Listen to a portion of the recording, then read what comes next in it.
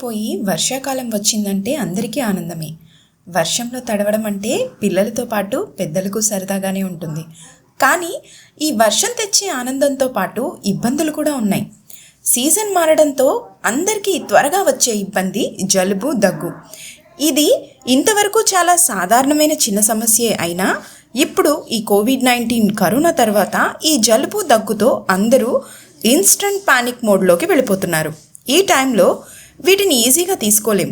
కానీ అన్నిటికీ భయపడిపోయి డాక్టర్ అంటూ హాస్పిటల్కి పరిగెత్తడం కంటే మన ఇంట్లోనే ఉండే ఔషధాలతో వీటిని తగ్గించుకోవచ్చు.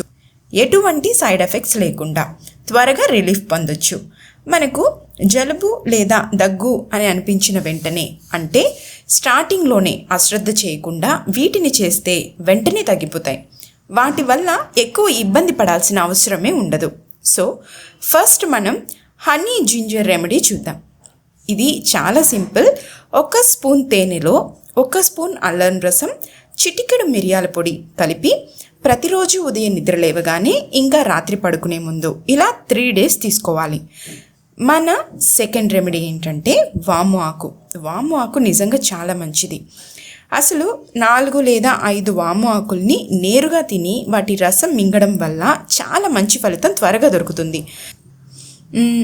అలా వాము ఆకులు నేరుగా తినలేని వాళ్ళు 1 కప్పు నీళ్ళని తీసుకొని వాటిని బాగా వేడి చేసి అందులో 4 వాము ఆకులు, 5 తులసి ఆకులు, చిటికెడు పసుపు వేసి 7 నుంచి 8 నిమిషాల వరకు బాగా మరగనివ్వండి. అవి మరిగిన తర్వాత స్టవ్ ఆఫ్ చేసి కొంచెం పక్కన చల్లార్చనివ్వాలి. ఆ తర్వాత అందులో 1/4 స్పూను నిమ్మరసం, 1 స్పూన్ తేనె, 1 స్పూన్ అల్లం రసం వేసి బాగా కలిపితే మీ టానిక్ రెడీ అయిపోయినట్లే. దీన్ని పిల్లలైతే ఒక 10 ml వరకు, పెద్దవాళ్ళైతే 1 కప్ లేదా అరకప్పు వరకు తీసుకోవచ్చు.